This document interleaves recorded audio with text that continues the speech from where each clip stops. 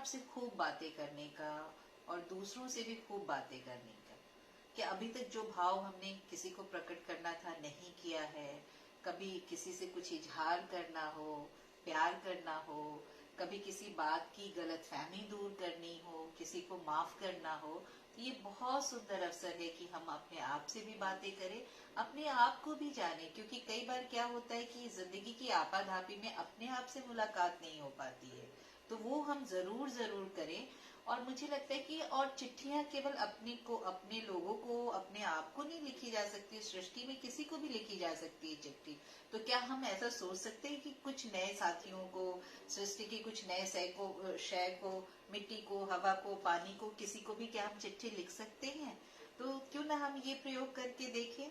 तो मुझे लगता है कि मैं आज आप लोगों से जो साझा करना चाहती हूँ वो ये है कि मैंने कोरोना को एक चिट्ठी लिखी है, तो वो चिट्ठी आपसे साझा करना चाहती हूँ। लेकिन उससे पहले मेरा रंग को एक सलाम इस शेर की शक्ल में, कि मेरा रंग है हर स्त्री के पिंदार का रंग, मेरा रंग है हर स्त्री के पिंदार का रंग, क्यों न घुल जाए इसमें आप जैसे हर दिलदार का रंग, क्यों न घुल जाए इसमें आप जैसे हर दिलदार का रंग। तो कोरोना को मैंने ये चिट्ठी लिखी है, और इसमें कोरोना के आने से जो मेरे मन में जो बातें पैदा हुई, शायद उसकी एक झलक है इसमें। और देखिए ना, चिट्ठी भी मैंने बिल्कुल लाल रंग में, गुलाबी रंग में लिखी है, कि जैसे कोई अपने प्रिय को लिखता है।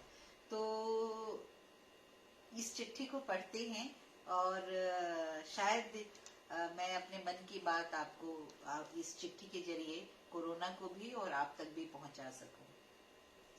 प्रिय कोरोना, नमस्कार।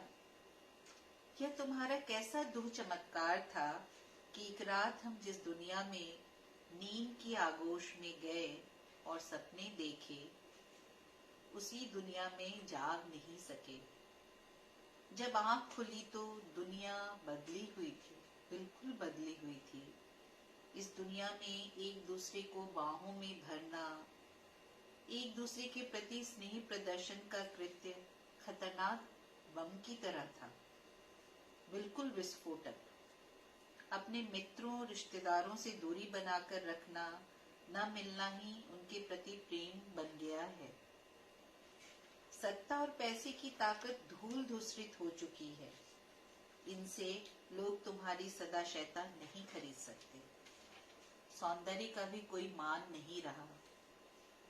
प्रिय कोरोना, तुम्हारे आने से हमने ये शिद्दत से महसूस किया कि धरती के लिए हम मनुष्य जरूरी नहीं है, बल्कि हमारे बिना धरती ज्यादा सुखी और सुंदर है। प्रिय कोरोना, अपने एकांतवास में हम प्रकृति के दर्द को समझ रहे हैं। हवा, पानी, मिट्टी, जंगल, पशु, पक्षी, आसमान और धरती की कराह इस सन्नाटे में हमारे कानों तक पहुंचने लगी है। हम प्रकृति के साथ किए हर तरह के अपराध के लिए बेहद शर्मिंदा हैं, हृदय से क्षमा प्रार्थी भी। हम बतौर मनुष्य एक दूसरे की तकलीफ को समझ रहे हैं, एक दूसरे की भूख को महसूस कर रहे हैं, किफायत में जीने की आदत डाल रहे हैं, ताकि जब हम अपनी कैद से वापस लौटे तो उपभोग के बदले सुंदर सह अस्तित्व को अपने जीवन का दर्शन बना सके।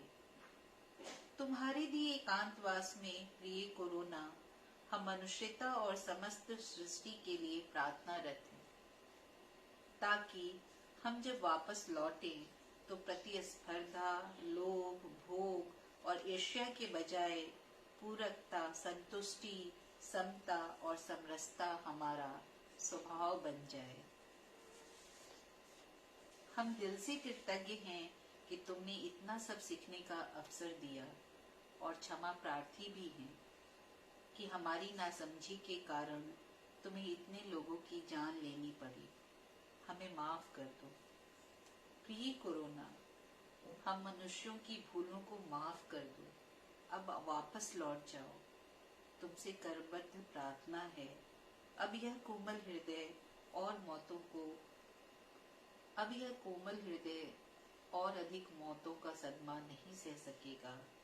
कृतज्ञता के साथ, मेधा।